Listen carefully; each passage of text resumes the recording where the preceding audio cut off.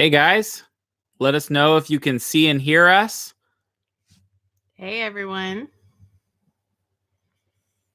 Yeah, we're just going to give a moment for people to check in and then we'll get going. Remember, if you have any clarifying questions, follow-up questions, whatever, to leave them in either the Patreon comments or on the YouTube comments. The YouTube comments we'll see quicker than the Patreon comments, but you can leave them either place. And we'll make sure to get to as many or all of the questions if we can. We don't have a huge list of questions to go through tonight. But you guys are always free to ask more questions as the stream is happening. Please do. If say hi on either Patreon or YouTube so we know where you're watching and we know who's watching. The number of people watching is jumping up and down so rapidly. It's very entertaining. Just about. I want to make sure people can hear us Looks before. Like we've got okay. Aaron and Luana right now. Yeah, and Amy. Awesome. Okay. And Stephanie. Hey, Stephanie, how's it going? Okay, so the first thing before we get to any questions that I want to announce is we just got to 75 patrons.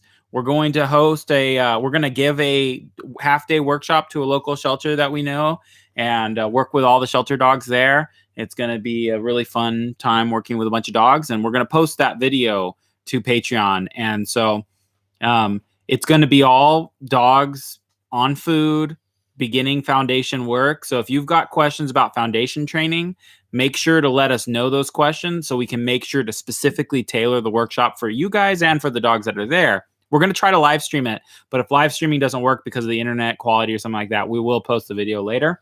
Yeah, so it'll be all, new dogs to us, dogs who have probably not done nose work before and who have been in the shelter for varying lengths of time. So it should be really interesting. And, Jill Marie O'Brien, one of the founders of Nose Work, is really passionate about the shelter dog side of nose work. She has a shelter dog, canine nose work shelter dog project that you can look up. And it's really, really amazing for dogs of all kinds, but, dogs that don't have another outlet. It's great. So we're really looking forward to that. Yeah, definitely. Okay, so first question. Someone posted in one of my Cardigan groups about nose work, and someone else in the group recommended that once your dog is on odor, to learn a new odor, pair it with the known one. I then started looking up who would learn in such a manner and found posts of making odor cocktails, combining more than one odor in a hide. We don't ask them to differentiate between odors in searches, so what would be the advantage in doing this, or is it a disadvantage in training? Is there a difference in single odor hides compared to using an odor cocktail, a mix of birch anise or clove? Okay, so this is like several questions wrapped up into one. The one question is about cocktail odors, but the other is about imprinting new odors on a dog. And when I first started doing nose work, we taught birch first, which that by in of itself bothered me. You should teach anise first, then it would be ABC. But anyways, let's shelve that for a moment. So we taught birch first, that was paired with food. Because really, the first odor you taught your dog was food. And then we paired the birch with the food. And then after that, we pair a birch tin with an anise tin for a certain amount of time, and then a clove tin with a birch tin. And we called the birch odor the anchor odor. It's a very, very common way of introducing odor to a dog is to pair it with the original odor. That's definitely how a lot of people... It's definitely how a lot of people do it. I don't do it like that anymore. I just pair it straight up with food. I think, first off, odor is a secondary reinforcer like a clicker. So it's only as value as the reward you pair it with, right? And so when you start pairing a secondary reinforcer with a secondary reinforcer, I think that diminishes its value to some degree. So I just straight up pair with food. And I think that makes a stronger association. That said, it's totally fine to pair it with the anchor odor or do cocktail hides occasionally so that your dog has seen that picture. There's one other important argument that needs to be made about cocktails, which was told to me by Fred Helfers, who's an amazing trainer. If you haven't looked him up, look him up. He's got a couple really great books about nose work that are useful. But that if you only trained with cocktails, so, imagine I'm a lazy trainer. I'm like, I'm going to shortcut things, and I'm always going to have birch, anise, and clove in the hide all the time. Knows at least one person who does. Yeah, there's actually quite a few people who do that, and I think they just haven't thought it through. So you only train with cocktail odors. what happens is the dog gets imprinted on the cocktail. Now, when you have the individual odor of birch by itself, the dog goes, oh, I'm not sure if that's right. Okay, now let's flip it. We have a not lazy owner, a very rigid owner who only trades with pure hides. Birch, pure anise, pure clove. When the dog encounters a cocktail of birch, anise, and clove together, the dog goes, wow, all three together. It's like a triple command. It's like shout, sit at your dog, right? As opposed to just one sit. So if there's any effect on the dog, which I don't think has been proven with any kind of studies, it would say that working on pure odors makes your dog more effective, and working on cocktails might make your dog less effective. That's not been proven, but I tend to train with pure odors for that reason, and I only do cocktails very, very rarely. And when I do a cocktail, I'm not usually putting like a Q-tip of one, Q-tip of the other in the same tin. I'll do a tin of one, tin of the other, in part just because I think it's a pain in the butt to mix Q-tips, because then you have to have another jar for mixed Q-tips. And also, it at least makes sense. I don't know if it's proven, but when you physically mix the oils together, it's going to change them to some degree. Sure. And so it's not going to be quite the same as pure odor. But then also, most of us with our odor kits, the odor's not really pure anymore anyway, because they're all in the same larger kit and there's some amount of crossover that's happening, at the very least in the tins we're using, because we're not using like this tin only ever has birch in it, which would be just a real headache and not worth doing, especially because the dogs don't have to differentiate between odors. Yeah. So it's not worth being overly picky with that. I know someone, at least one person, who when they were originally taught nose work, they were taught to differentiate between the specific odors. So they wanted the dog, they would set birch and anise out, and then they would specifically tell the dog, find the birch and ignore alerts on anise and only reward alerts on birch, which is just absurd. But I think it's because the person was training, didn't do any kind of competition, didn't really know what they're doing. They're just training for fun. Yeah, and it could be an interesting thing to train with your dog, but I wouldn't do it with nose work at all for competition. But one could do that for other things, like I'm going to set my odor out and say ignore Michael's odor, or vice versa. Yeah, I mean, discrimination is a fascinating thing to teach. In general, like one of my students in obedience right now is teaching her dog retrieve discrimination. So go pick up your leash versus go pick up a hat, right? And she's teaching them names of objects, and that's essentially what we're doing, what they were doing with the odor. I think the only problem is the implications it has on competition. Mm-hmm. So if you compete with your dog, definitely don't do that. Yeah, you don't want birch to be, have way more value than the other two. And then when you go into competition, they're like running past the other two to get birch. Like, so they teach birch and then they delay teaching anise until either a certain definite period of time or until the dog's past its NW1, which I do think is a mistake, because now the dog, say it's a year, has a year of reward history on birch and then only a month of reward history on anise. So then the dog alerts weaker on anise, and people think anise is harder. It's not harder. The dog just has a 12th of the reward history, right? Yeah. And then the compound that when you add clove, and now we think clove is harder than birch or something like that. Yeah. They are all exactly the same. There's no difference in difficulty. And people get rather superstitious, thinking, oh, my dog's not going to find that one because it's anise or something. And it's not good to have ideas like that in your head. And then people have stupid ideas like, my dog likes a particular odor and dislikes a particular odor. The reason I say it's stupid is because in the professional world with explosives, dogs don't like the smell of explosives. Not only do explosives smell bad, they're hazardous to breathe. Okay, so dogs don't find explosives because they like the smell of explosives. They find it because they're trained. This has nothing to do with your dog's preferences. It has to do with your dog's training. Or they find it because they like the food you give them. Yeah. Or the social rewards you give them. What or training whatever. means. Yeah. Yeah. Sure. Let's see if I'm missing But you anything. could, like, if you switch to a food that your dog really, really dislikes, you could see a diminishment in your dog's response to odor. Yeah, I definitely think when you're first introducing odors, to introduce them pure and only do cocktails later as an advanced thing. Okay. Let's move on to the next question. So I called an alert correctly, and before I could get to my dog with food, he moved off the hide really quickly and kept working. This was at a sniff and go. I asked what I should do because the dog was not rewarded. The instructor said the dog's alert and my call were correct and to just keep going. When we got to the second hide, the same thing happened. He moved off the hide, but I called him back and fed at source. The third hide in the same search he found, I called correctly and he stuck to that hide. If this happened to you in a trial or training, what would you do? That's a good question. And it has happened. Like lots of people have had the dog walk a hide. And that's something that I think for myself personally, I consider that to be a huge fault for a dog. Like I hate it when my dogs walk odor without getting paid. It's not something I like. It's very, very that I find that to be something acceptable. The only time I can think of it, actually 2 times, and they were both with Springer Spaniels. That the odor was so valuable, it was more valuable than food or toy for them. That they would actually refuse food and they would refuse toy even. And one of them was at a workshop and the lady asked me, do I have to reward my dog when he finds the odor? And, your stock training answer that you would give is, yes, you have to reward the dog when they find odor.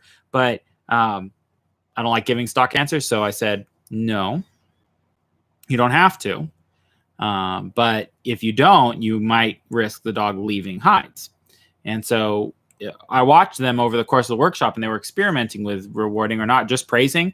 And the dog would accept food for finding the hide almost as a courtesy to the handler. Like, well, oh, thank you for the food, but I don't really want it. And the dog didn't skip hides. The dog would run in, hit the hide and say, I found it. And the owner would say, good dog. Okay, move on. And the dog would move on. That was a very, very... That goes back to what I was just saying about the thing that's rewarding to your dog. If your food is not rewarding to your dog, it's not useful. Yeah, absolutely. But for dogs that are not godlike, I would say they should... that leaving odor without accepting a reward should be highly discouraged because pretty soon the dog will leave odor without even telling you. Okay?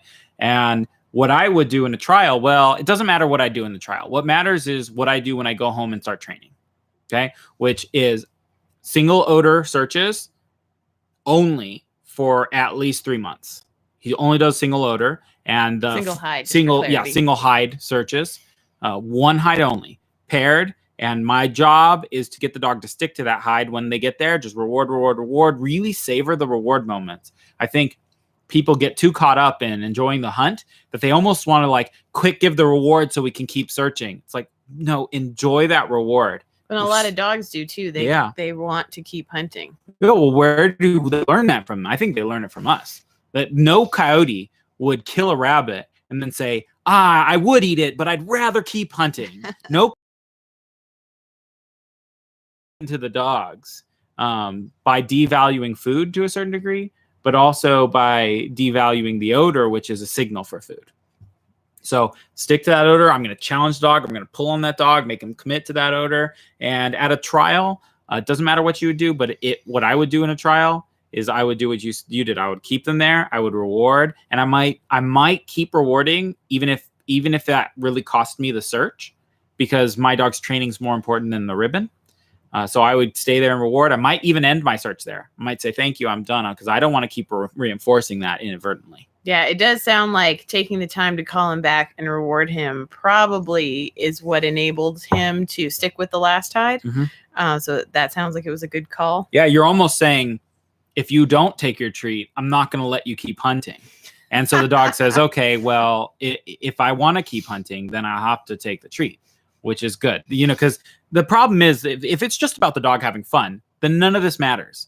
But if you kind of care about doing well at trial, your dog needs a reason that they found the odor. Because every single dog, training or no training, can find the hides and not tell you. The dog, to train the dog to tell you requires a lot of skill. And that's the hard part. Yeah. Training them to tell you and read what they're saying. Yeah. So let's see. Maybe we'll go to the next question. Okay, so this person is a 2-part question. Let's do the question 1 first.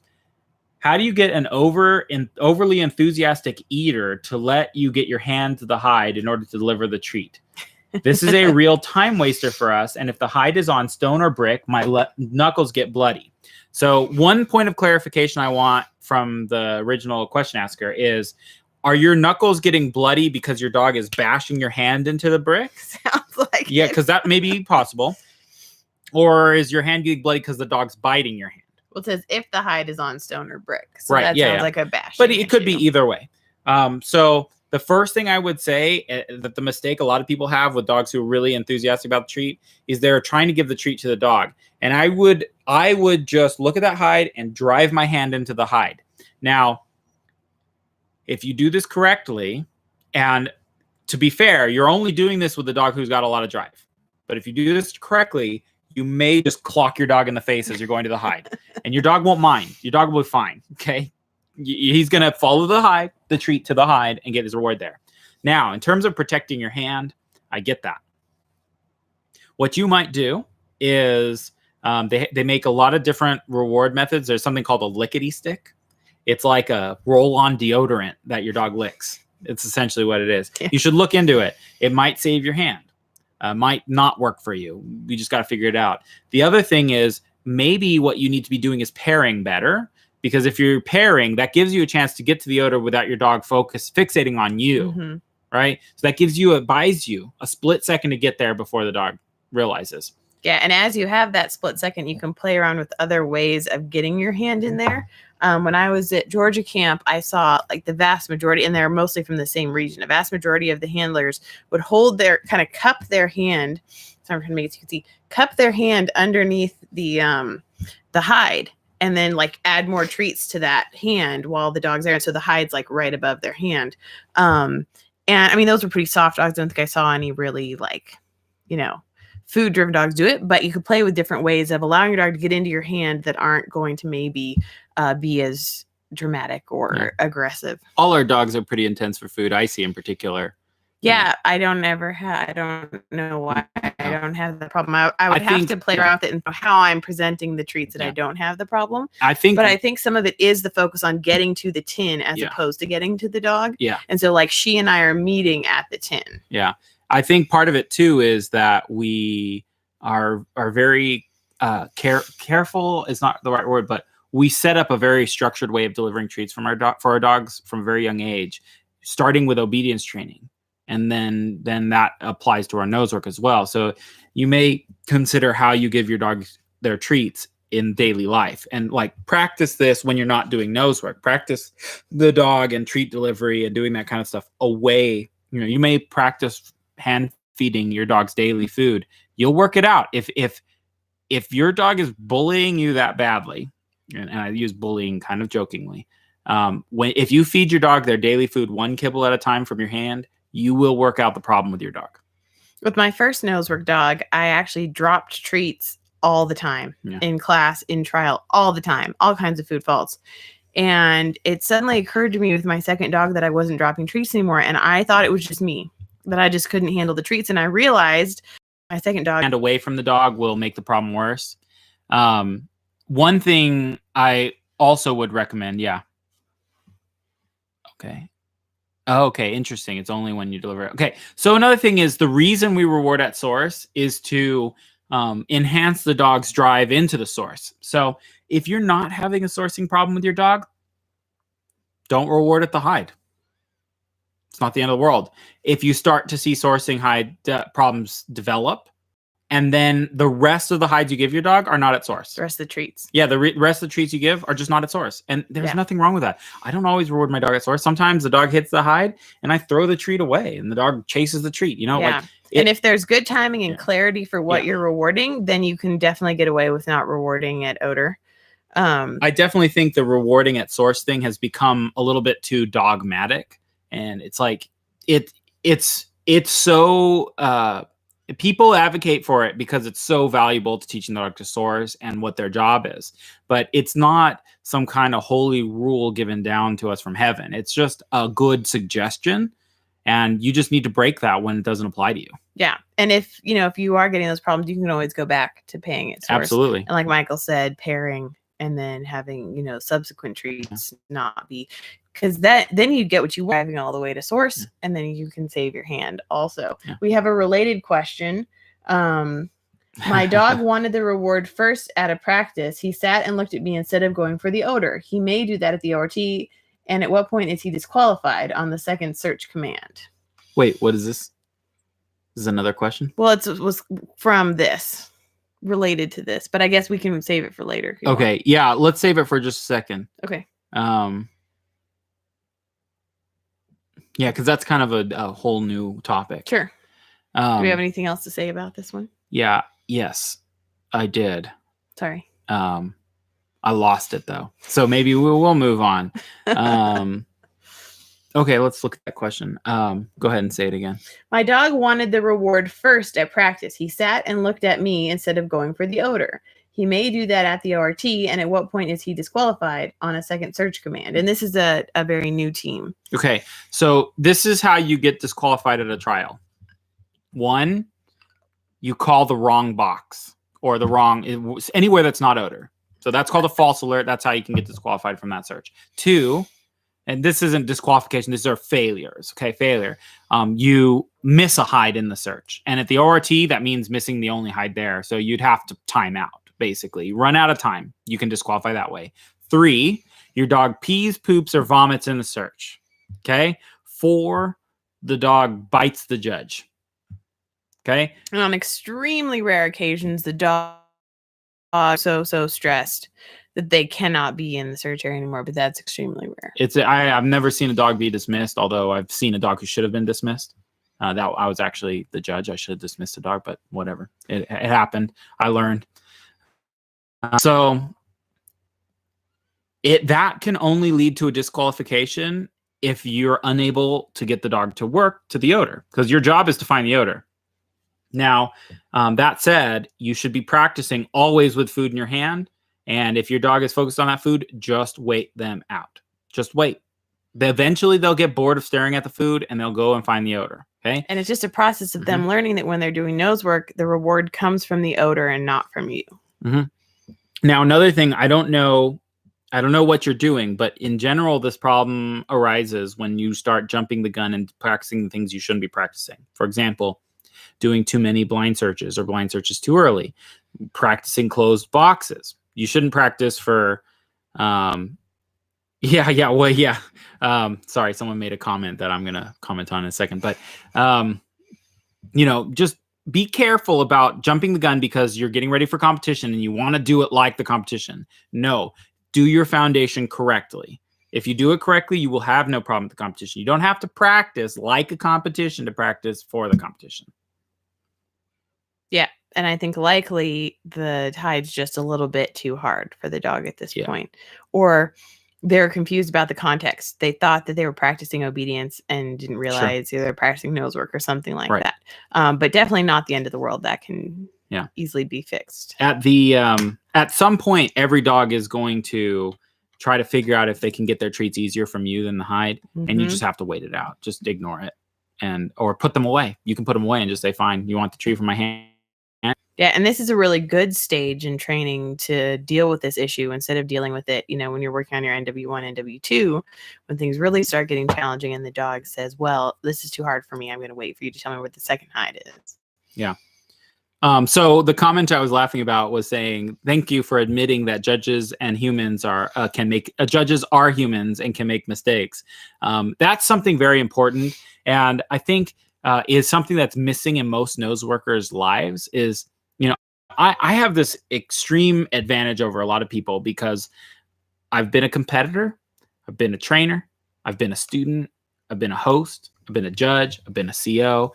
All of those things gives me a different perspective as to how nose work works. And when you judge, and if you ever get an opportunity to judge, and if you don't, ask your trainer, like, if they put on mock trials, like volunteer, say, what do I need to do for you to let me judge at search? Judge. It is so nerve-wracking. It is. You're more nervous than the competitors. And what a lot of people don't get is those judges are gunning for you. They want you to pass. And it is devastating for them to have to tell you no. Right. Yeah. And I think it's so easy as a competitor to just think that the judges, to hate the judges. And I've seen that a lot where people get mad at judges and CO, I don't see behind it was just like, oh man, what did I do? You know, it was just like I set a hide that I thought would be easy and the wind changed direction and it didn't work out. And it's brutal. Yeah, I've been in score room a lot where the CO comes back and they want to know, you know, how their pass rates are going, and they're just, you know, mortified that it's not going how they wanted it to. Yeah. And that said, if you're ever a competitor at a trial and the trial doesn't go well or something like that, go up and tell the CO, you know, thank you for the hides. They were fun. I thought they were fair, even though I didn't pass. I always make sure to tell the CO that when I'm at a trial and I fail or there's a low pass rate, I always go, hey, dude, I thought the trial was awesome. I thought it was fun hides. I thought they were fair and I made mistakes and this is not your hide's fault or something. I won't say that, but I'll just let them, you know. Yeah. And I've had judging experience being judged where I really felt that the judge made a wrong call. And you know what? It just sucks. And there's nothing you can do about it. Yeah. And you get over it and you have your future trial opportunities. But they were doing the best they could in the moment. And, you know, it was either their decision or the CO gave them those parameters or whatever. And, you know, I still rewarded my dog and we moved on. Yeah. And that said, you know, every judge I've ever worked with, every CO I've ever worked with really has the best interest of the dogs and the handlers. You know, even if they set something difficult, they try to make sure it's difficult, but there's a reason for it to be difficult. They're testing a criteria or something like that. And it is true that every now and then I've heard of some trials recently, particularly in venues other than NACSW, where some judges weren't having the best of intentions. It's very, very rare. It does happen, but that's another thing worth knowing is that sometimes your judges, they are bad judges. And in all likelihood, they won't get asked back. Yeah. Because the hosts and the, you know, everyone else doesn't want that to happen. Yeah. And if you are having issues with that, there are ways online that you can express those issues and help hosts know. Yeah, and tell the hosts if you feel that way. Yeah. But the reason I bring that up is because people go to a trial and then they get a call from a judge that, you know, they either for whatever reason, they go home and they feel like they have to change their whole training program. It's like, no, more often than not, your training is fine. Just keep doing what you're doing, and you just made an error. Don't change your whole training program because one judge said you were too far away from the hide when 90% of judges would have given that to you. Yeah, and I mentioned this to somebody at Goleta, and she hadn't thought about it this way. So just in case some of you haven't, I mentioned that, you know, when the judge writes a comment down on your score sheet or talks to you after, you know, they're seeing a snapshot of your teamwork, and it may be a very useful snapshot, you know, something that they wouldn't have seen or noticed if they knew you well, but they also don't know all the training history and baggage and things you've worked through and reasons why you're waiting a second longer than you would have a year ago or calling a lot faster than you would have a year ago or whatever. And so you do have to take those comments, you know, knowing that they're just seeing a snapshot of you and your dog. Mm-hmm. Yeah. So, you know, because it's easy to get upset by judges' comments. Yeah. Take the time to go introduce yourself to the judges, say hi to them after the trial, meet them, and be a judge whenever you can. Judge your friends, set some hides for your friends. You know, like if you have training groups together, volunteer to set the hides. Get that experience of being the CO, because one of the things that's shocking to trainers and COs who get the same experience is you set a hide that you think is going to be easy and it's not. Yeah. Or setting a hide that you think is going to be hard and it's not. It happens all the time. So you need to have that experience for you to understand that judges are just humans and they want the best for you. And yeah. I spent a long time at what I thought was the easiest hide in the space, or a hide that would do some certain thing, and then testing it and seeing if it actually did that. And that was just massively valuable for understanding how odor works. Mm-hmm. And that until you really, really spend time studying odor, you probably don't know how odor works as well as you should, and that it can really help you read your dog when you're competing, you know, that better understanding of how the odor may be moving in the search area. Mm-hmm. One more related question. If the judge is nervous, can that affect the dog's search? I would never say it couldn't, but I would definitely say that a well-trained dog doesn't give a crap about how anyone's feeling. They just care about getting their reward. But if you have a very sensitive dog, you got a dog who's a pet dog who's, attuned to human emotions, or a therapy dog who's been specifically selected and trained for that. It could affect your dog.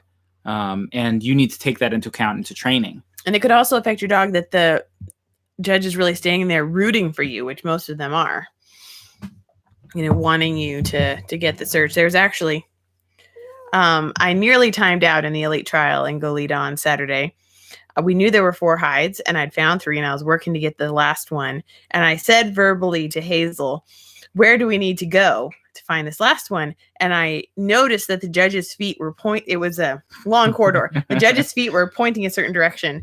And I was like, oh, I bet it's down that way. Like, he's trying to help us. Yeah, subconsciously, he's communicating to you.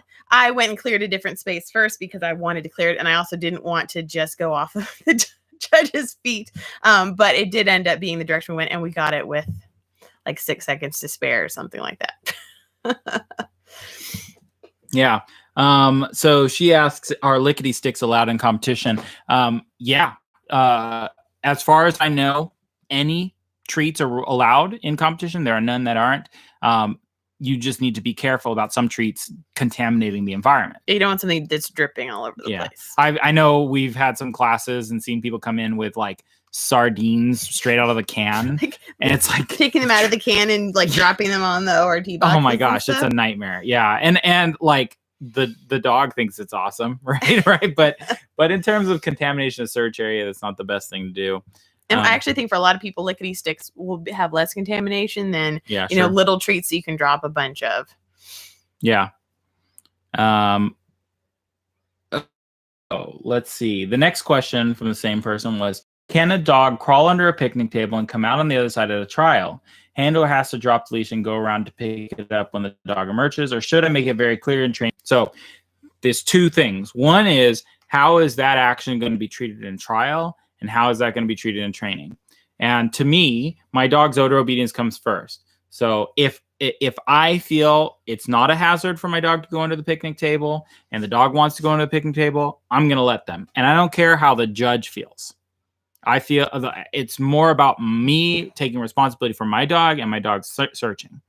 That said, again, back on the same topic, judges are people and they have different opinions. Some judges might fault you. Some judges won't. And sometimes it'll be dependent on the dog. Do you have a big dog? Do you have a small dog? Is your dog wearing a harness or a collar? Is your dog have a really long line or a really short line? Are you next to a busy street or not next to a busy street? Are you showing your intention to pick up the leash as quickly as possible and not lollygagging on that? Yeah. The criteria is not what the dog does. It's the criteria is, does the judge feel that you have placed your dog or yourself in a safety hazard? And sometimes it would be a lot less safe to not drop the leash and let them get all hung up under there. Yep. And some judges, they can't fault you for this, but if you correct your dog or stop your dog from going under that stuff, they don't like that. That's like, you're not letting your dog work. Some judges in some venues could fault you for that. Sure, they could. Yeah, because that's restricting the dog's access to odor. Mm-hmm. And in some organizations that could be faultable. Sure. We see this all the time at people asking about going under cars. When I first started training, we encouraged the dogs to crawl under cars. We encouraged them to do all kinds of stuff. Yeah. And knock things over. And it really hasn't gotten in the way now that after they added the fault for that, and they added the fault because the dog got stuck under a car, right? It's not because going under cars is bad. It's because it could be dangerous, right? And then now I see people with a little tiny dachshund and a truck whose clearance from the ground is like 4 feet, and they're correcting their dog for going under the truck. It's like, you're missing the whole point. The whole point is safety. Yeah. There's nothing unsafe about your dachshund. You can crawl under that truck and it's totally safe, Just don't put your dog in a situation where he could get hung up by his leash or harness and get trapped and freaked out or something like that. Yeah. If you're looking out for the dog's safety, you should be fine. And sometimes you take the fault. Yes. I had an NW3 where I would have had first place overall. I chose to let Hazel go underneath the trailer because she was following the odor. And she wanted to really source it instead of telling me about it from the other side of the wheel. And it was so fast that I probably couldn't have stopped her if I wanted to. And, we got to fall for it. And that was totally legitimate. And, I have to be fine with that. Thank you, Natalie, because I got first place out of that trial.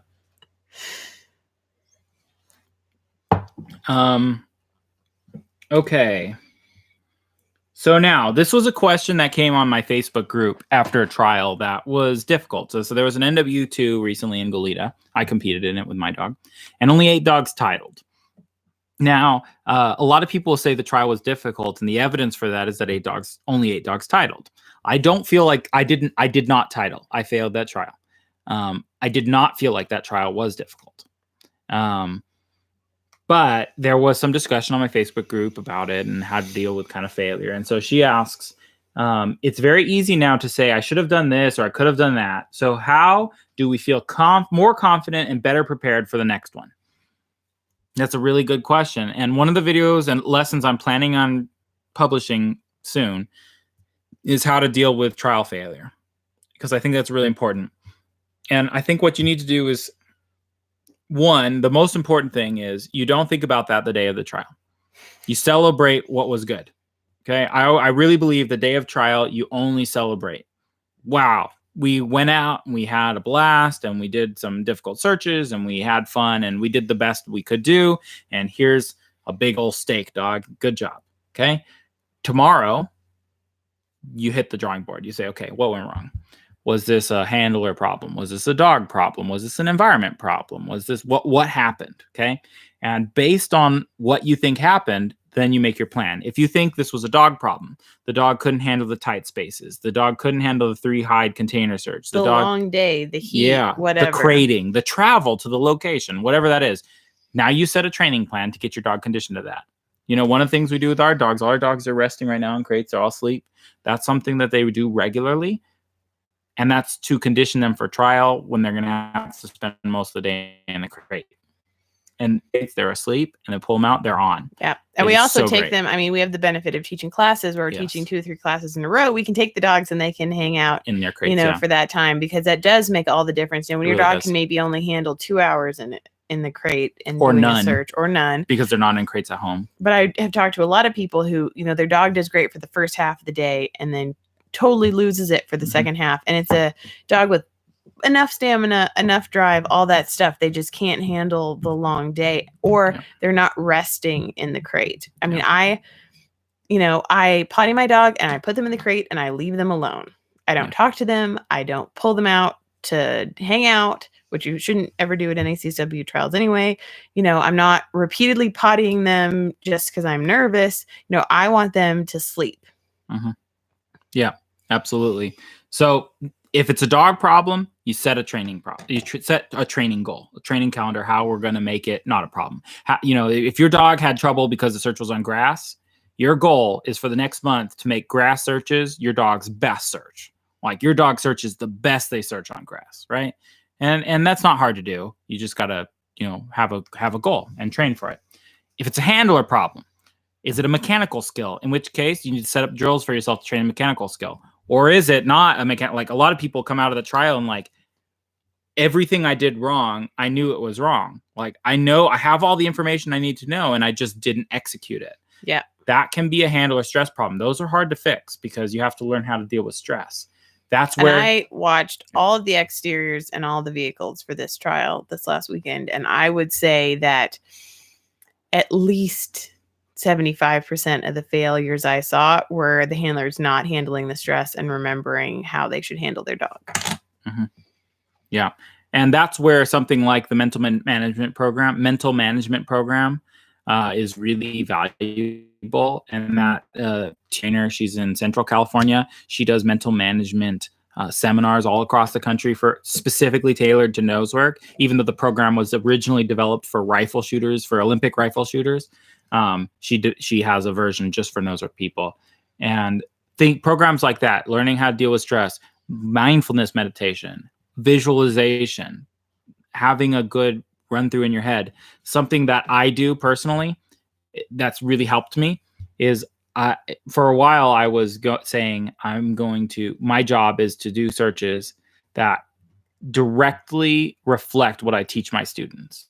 Any of the rules I teach my students. That helped me. Now it's even better because I'm going to post all of my trial videos with analysis to Patreon. So when I go into my searches, I tell myself, I need to put a video that I wouldn't be embarrassed on Patreon. Some people that would throw them over the top with nerves, they wouldn't be able to handle it at all. But so you have to know what motivates you. Sure. For me, it channels my nerves in a different direction. Rather than making errors, it makes me focus my nerves on, I just need to do everything I tell people to do on Patreon. If I can just do that, even if I fail, at least I can say I did what I teach, you know? Yeah. So that's something that helps me. And I think, repeatedly putting yourself in competition situations helps your brain not freak out as much when you're in a competition situation. And then you can remember what you're supposed to do. Yeah. And so, doing competition prep events or searches, doing mock trials, AKC trials, just anything to give yourself exposure to that kind of stress so that you can handle it better. Yeah. And, in terms of making yourself feel more confident, I think another thing is to set your expectations correctly. And so, a lot of people get into the sport just assume they should go out and title.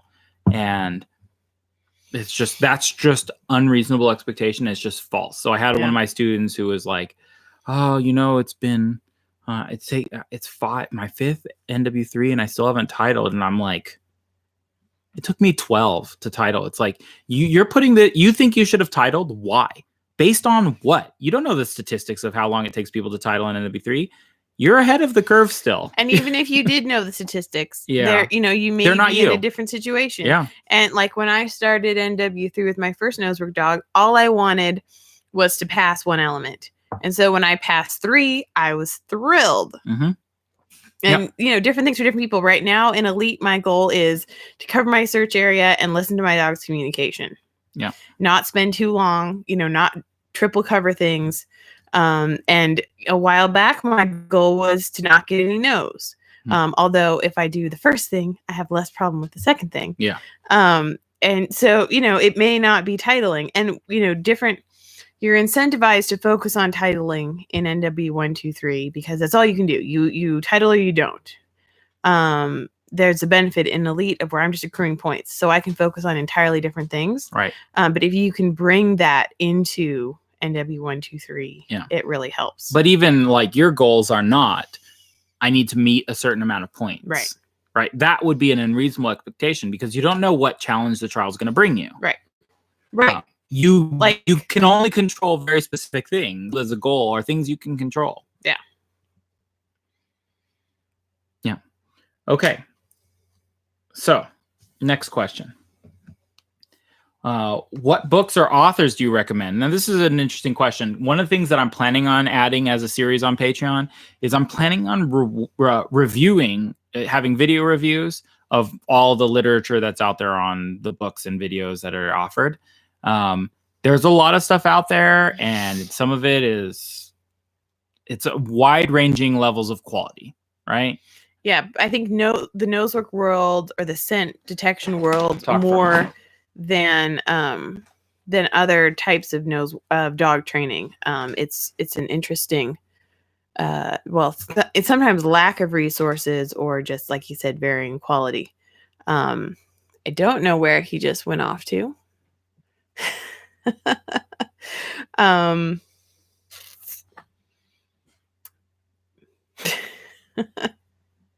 Michael, I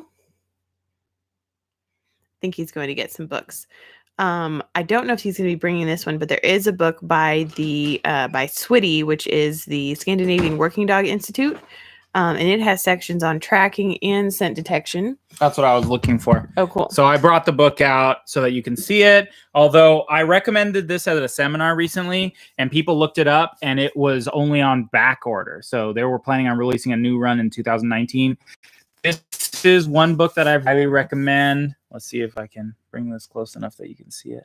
I don't know if I'll read that. You may not be able to read it, but we can post or whatever. Yeah. This is the logo, Switty. I know it's tracking dogs, sense and skills. Yeah, by the Scandinavian Working Dog Institute. They have a great website. They have a great Facebook page where they post lots of video. Now, their style of teaching is different than what I teach. They teach an indication first methodology, which isn't really one of the things that I like about this book is that I would say half of the book, or a little more than half of the book, is dedicated to basic foundation drive building and trainer skills. Then the next third of the book, or 2/3 or whatever, is tracking, and then there's a sliver at the back that's about scent detection. This is the problem that I find with people who teach indication first, right? That teach a formal alert as the first thing of nose work, is that they're lying. They don't teach that first. They built all this drive ahead of time, and they just didn't call it nose work. All we're doing in our classes is doing the drive building in the nose work class before we introduce odor.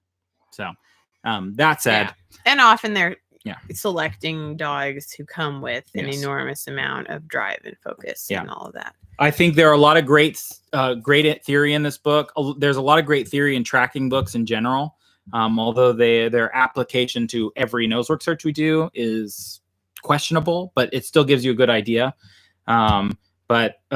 Hopefully we'll be releasing more lists of authors and books that we like. Fred Helfers has a couple books that are handler, error, and skills, and odor and olfaction. He has a couple little pamphlets. Yeah, he has one of his main seminars is on the dog's olfactory system and how odor works, which is really good. He also has a training, what do you call it? Training manual. That's not the right word. Workbook, I guess, where you track your searches, which is a really, really good idea. If you're not tracking your searches, it's not something I'm good at doing. But people who do it regularly, who write, what were the weather conditions? What did I set? What did my dog do well? What did we not do well? What time of day was it? Blah, blah, blah, blah. And also put in your competition, searches. If you do that consistently and review it, you can get a lot of data about what you struggle with and learn things you may have thought it was boxes, and it's not. It's when you do searches after dark or something, totally that you would not have realized. Yeah. Another thing is that we're planning on releasing a little pamphlet out about building foundation in the dog and things that you want to expose your dog to prepare yourself best for trial. And also the purpose of it is to give you an outline of things to do with your dog before you go on odor, but it's also things to do with your dog before you go to competition, even if your dog's already on odor. Yeah. And it's a checklist more than a book. Although it has lots of information in it. So yeah. But, if you're interested in that, you need to nag Natalie because she's kind of in charge of getting it fully published. Figuring it out, the best way to publish it. So yeah, that's a good one. Let's see if there's any questions. There's one more. Yeah, the one question that it's not. Do you have a video I can watch of an ORT? We've got plenty. We'll post them. I think there used to be in the how to pass your ORT document. There used to be links to videos, but there might not be one there. So we will definitely post some, and if you just search ORT on YouTube, you'll find them. And if you're on our Facebook group, if you're not, join our Facebook group. But there, if you go to the video section, you'll be able to find a ton of ORT videos. Yeah, including my own with some of the dogs I've run. There was a round of ORTs. I think it was this past spring. And I posted all 3 of their ORT videos, and they were really interesting, and they got some comments from people and different things. Yeah. That would be really useful to see several different dogs do the same search area. And to see passes and failures. That's very valuable. Yeah. It's hard to post your failures, but it helps everyone else more. Yes. Any more questions? Yeah. If anybody has any now, while we're waiting for the last couple questions to come in, we'll do our quick little giveaway. And what we're going to give away this month is a free video analysis. You can send in a video and have either me or Natalie analyze it. You just tell us who you want. And so if you want the free analysis, then the first person to type #NAMA in the comments gets it. In the Patreon comments? Yes, in the Patreon comments. And you can gift it to someone else. So if you want to give it to a friend or a family member and you want them to be able to use it, you get a coupon for a free video analysis. So just let us know. There we go. We got one here. Okay. Okay. Great. Congratulations, Luana. Yeah, so let us know. Send us email or Patreon message the video. Did you say? What video? That we're reviewing for the person who won? Yeah, they can't send it on a Patreon message. Oh, okay. Yeah. So email it to us. Yeah. Well, we'll send them a coupon. Okay. Yeah. So congratulations. Let's see. Are there any more questions? I did, for the person who was asking about the ORT, I did just tag you in an ORT video on Facebook, and you can also find a bunch more, like Michael said, in the video section of the RSG Nosework group. Let's see, refreshing the page to see if we have any more questions. Top of the hashtag. I know. 2 months in a row. Yeah, good job.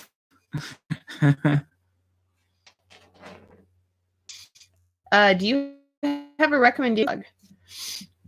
We don't personally use those, but there are a lot of different kinds. So it'd be good to experiment with what works for you and your dog. From the ones I have played around with a little bit, I actually like little kid socks with the what do you call it? Basically the traction rubber on the bottom. They're soft, they're really thin, they go on fairly easily. And some people really like the balloon socks that are like rubber. I don't really like those because I feel like the dog can't, I don't know, that they can't have air to their paws like they normally would. And it feels like they would heat up on hot surfaces, but I haven't actually played around with that. For snow, people tend to like the really thick bottomed ones, but I haven't used those either. But some of our students may have some good ideas on those. They may use them for their students. So feel free to post send your thoughts on that. Yeah, I personally would rather condition my dog than to manage them with some equipment. So, I run a Siberian Husky, and, I know a lot of people run their dogs in cooling jackets or things like that. I'd rather condition my dog to heat than have them wear a cooling jacket. I think all that stuff gets in the way. For my dogs, but I haven't had a dog with any severe fear issues that I might want to do that on. Yeah, Icy has some significant floor aversion. I thought about one day at a trial throwing some socks on her just to get through the day, but she was more upset about the socks than about the floor. Ditched that idea because it wasn't fair to her. I'd never conditioned the socks either. And since then, we've worked on just exposing her to more slick flooring, going to different stores and people's houses and all that. And I suppose it might depend on the reasoning too, like if there are certain physical issues that you're managing, or if it's just a fear issue. Yeah, absolutely. Okay, let's see. Here we got some more. Oh yeah, if you have ORT videos, go ahead and link them into this comment section for Stephanie to watch. If you've got ORT videos, pass, fail, whatever, post them here so she just get an idea of what an ORT looks like. Hashtag banana, huh?